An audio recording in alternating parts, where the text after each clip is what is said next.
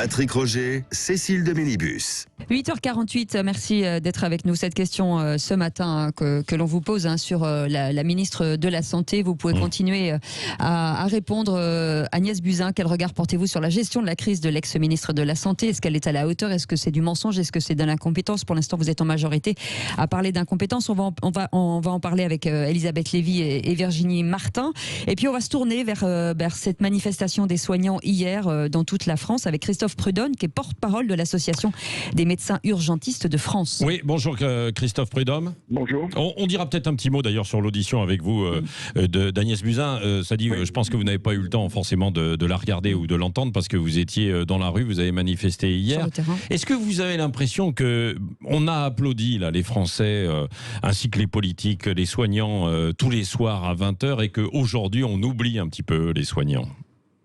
Écoutez, c'est surtout le gouvernement qui oublie les soignants parce que nous avons beaucoup de soutien de la population sous des formes diverses et variées. Ouais. Par contre, le gouvernement n'a pas pris la mesure de l'ampleur de la crise qui touche aujourd'hui l'hôpital. Et comme le disait mon collègue neurologue au président de la République lors de sa venue à l'hôpital de la Pitié-Salpêtrière, nous sommes face à un incendie et on ne l'entend pas avec un seau d'eau.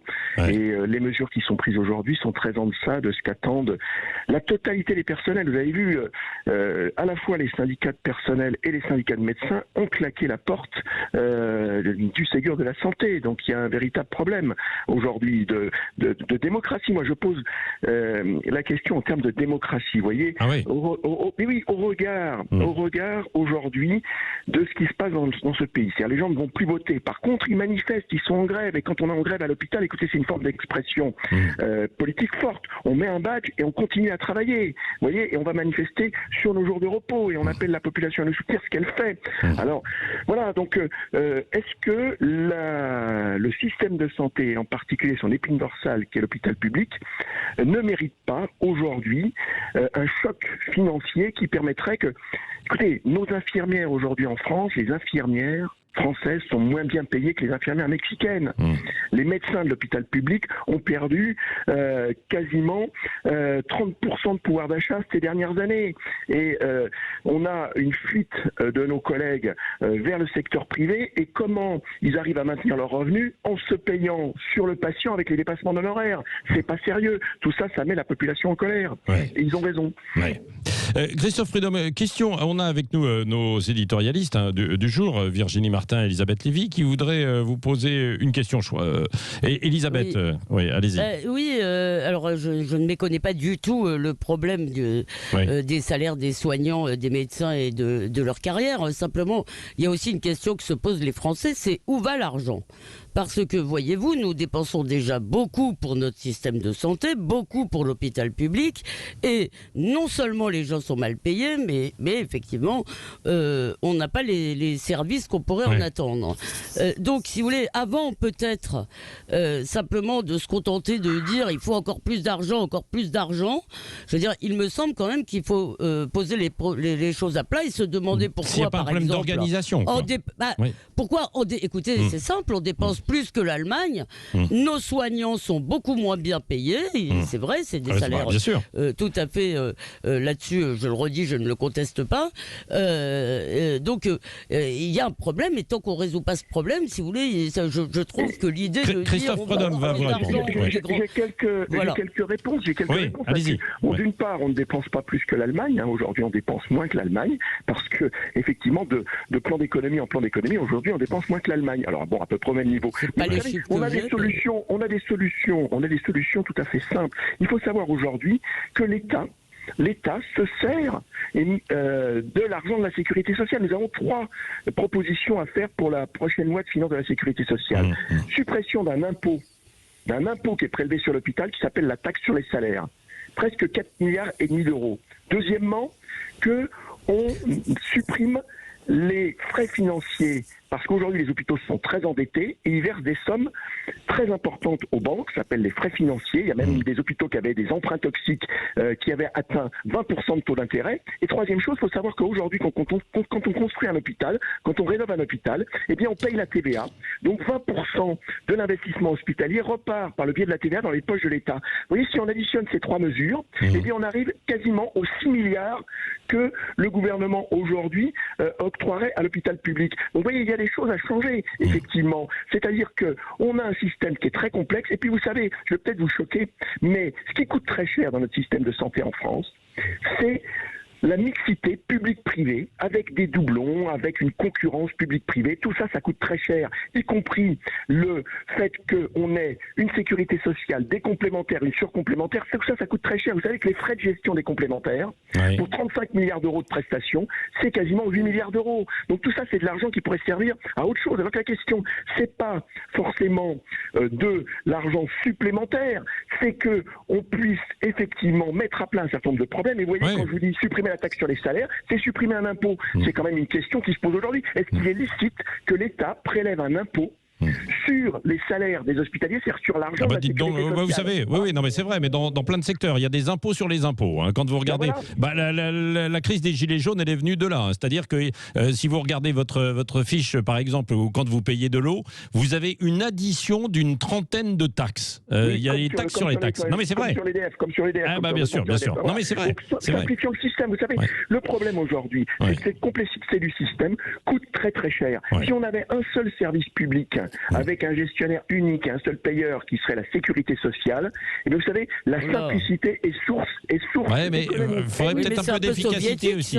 Oui, non, peut-être un peu d'efficacité, de meilleure efficacité de la sécurité sociale aussi, Christophe Prudhomme. Il faut se dire les choses. Hein, Ah non, vous savez, aujourd'hui, la sécurité sociale, les coûts de gestion de la sécurité sociale, c'est 5%. Quand vous versez 100 € de cotisation à la sécurité sociale, il y a 5 € en frais de gestion. Quand vous versez 100 € à votre assurance maladie complémentaire dit mutuelle, il y a 25% de frais de gestion.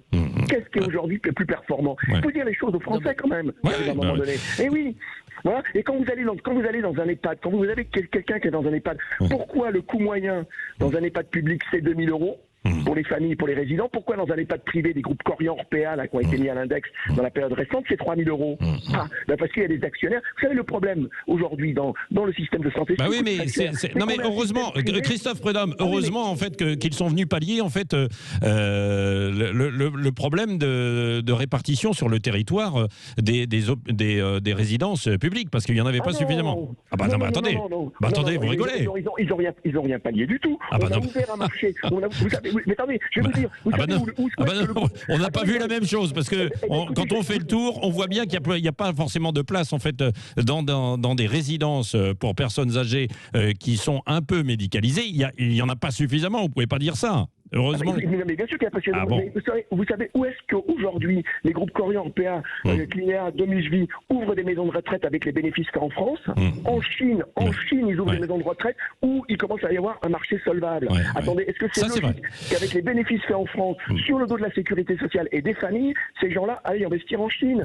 Écoutez, on marche sur la tête.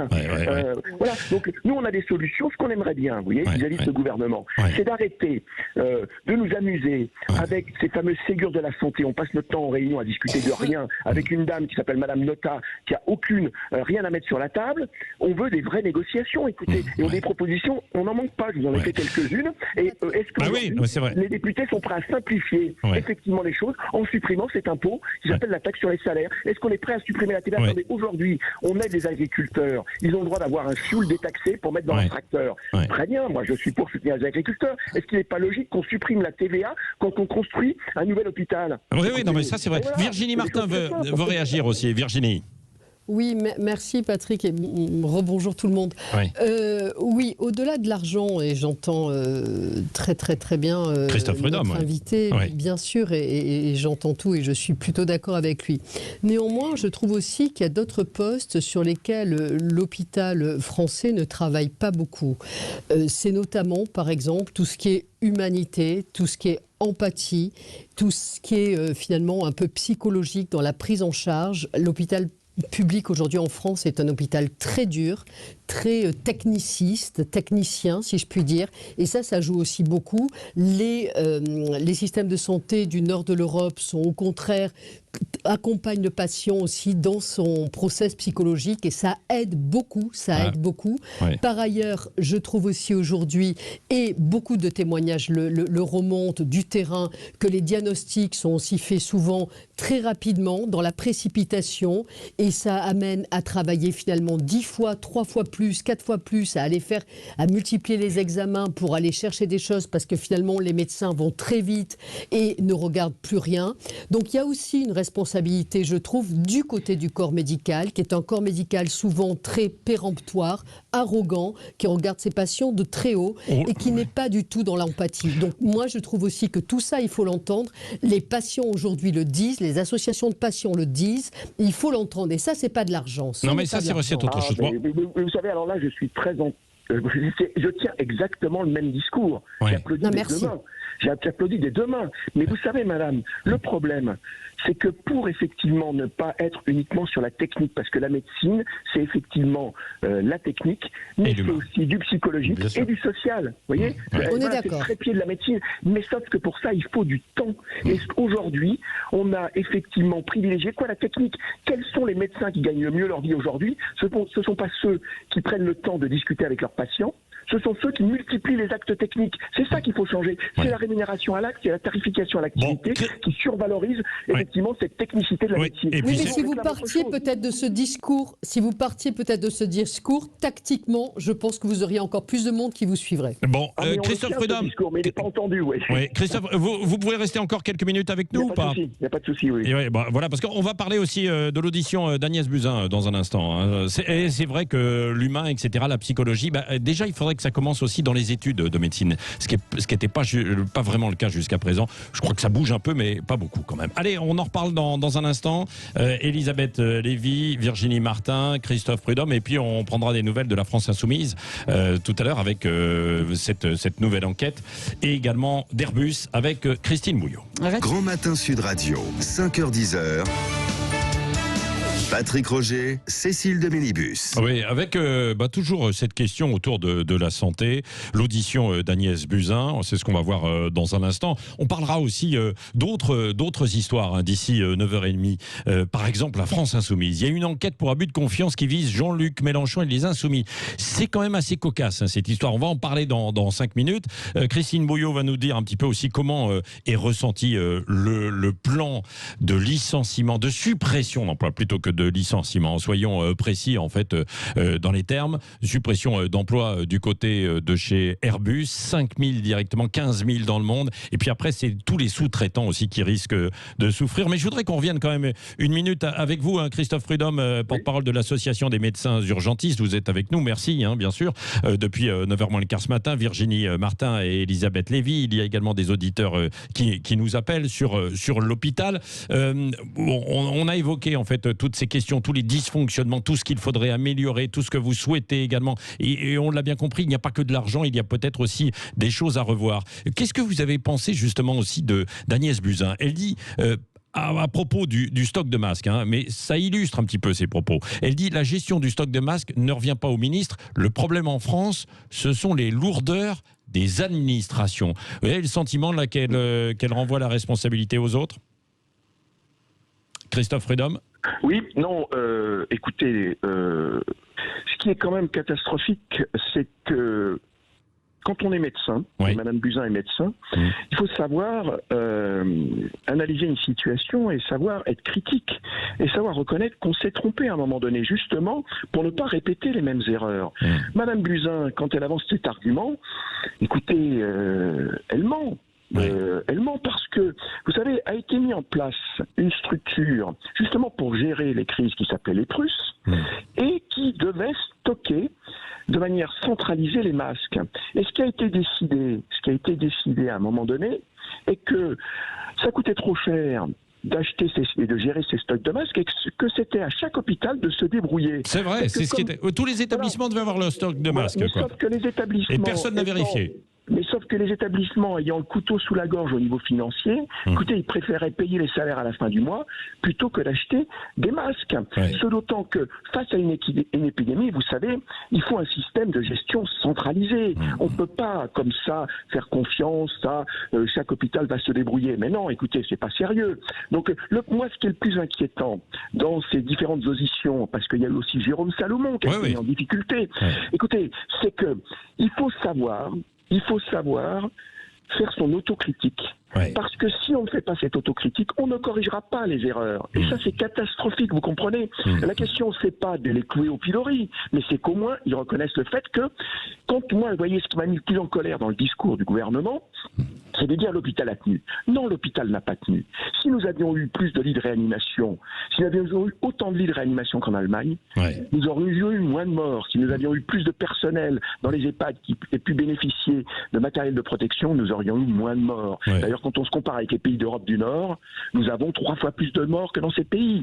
Voilà, donc il y a un problème. Et donc, aujourd'hui, il faut savoir effectivement analyser la situation, ça s'appelle le retour d'expérience, pour corriger ces erreurs. Et donc, si on ne commence pas par les reconnaître, ces erreurs, on ne pourra pas les corriger. Oui, non, mais ça, c'est vrai, c'est difficile. Chantal voulait réagir. Bonjour, Chantal. Au 0825. Oui, bonjour à tous. Moi, je vais simplifier un petit peu, effectivement. Je regrette que les soignants se rendent compte tout d'un coup que ce gouvernement, ces gens-là n'écoutent pas. Ça fait 3 ans qu'ils n'écoutent rien et qu'ils sont enfermés dans leur idéologie de libéralisme où c'est la concurrence, la rivalité qui fonctionne, c'est tout. Et voilà, donc j'ai été soignante aussi. Voilà, pour moi c'est ça, et ils n'entendent rien d'autre. Alors Madame Buzyn et tous ses élus et tous ses gouvernants sont beaucoup plus animés par leur carrière et par leurs intérêts particuliers que par l'intérêt général. Moi, ça résume ma pensée, ça. Après, je ne sais plus comment on peut se battre, parce qu'effectivement, tout le monde... Je pense que les gens sont d'accord pour qu'on ait un meilleur et qu'on retrouve notre système de santé d'il y a quelque temps. Mais comment faire ? Parce que ces gens-là, comme disait le monsieur à l'instant, ne se remettent pas en question. Ils ne se remettent pas en question. Oui, alors bon, je ne sais pas s'ils se remettent en question ou en tout cas c'est compliqué aussi pour eux de reconnaître certaines choses. Virginie Martin ou Elisabeth Lévy. Elisabeth, et Virginie. Moi je voulais juste dire Patrick, que Virginie... Vous êtes toutes les deux. Oui, Virginie et ensuite Elisabeth. Pardon, je n'avais pas compris, pardon. C'est en fait, désolée Elisabeth, c'est en fait surtout une politique de communication qui consiste à être dans le déni. D'accord ? Et quand on est dans le déni, on ne nomme pas, et quand on ne nomme pas, c'est comme si ça n'existait pas. Regardez Emmanuel Macron lundi matin, d'accord ? Le lendemain des municipales, où la République En Marche est dans un échec absolu au niveau des municipales, où le civisme est dans un échec absolu à cause de l'abstention, du désintérêt des municipales. L'AREM a fait un score absolument minable. Que fait Emmanuel Macron ? Il n'entend pas, il ne voit pas, ça ne l'intéresse pas. Il reprend la parole avec la Convention citoyenne pour le climat et les 150 personnes et il fait un show de communication. Buzyn, c'est pareil. Elle nie, elle ne voit pas, elle n'entend pas et elle ne nomme pas le manque d'anticipation, les mensonges, les aberrations, les errances. Elle passe là-dessus. Et passer... En termes de communication aujourd'hui, finalement, c'est assez malin, c'est machiavélique, mais malin politiquement, parce que du coup, eh bien forcément, les médias se concentrent sur autre chose, et finalement, on passe. Aujourd'hui, la responsabilité de Buzyn est extrêmement grave, celle de Macron est extrêmement grave, mais qu'est-ce qui se passe ? On fait de la com, et finalement, tout passe, puisque... On est dans le déni communicationnel et c'est très très grave. Enfin, tout passe pas quand même, la preuve. Mais vous verrez dans 3 semaines, Patrick. Vous verrez, ça finira par passer.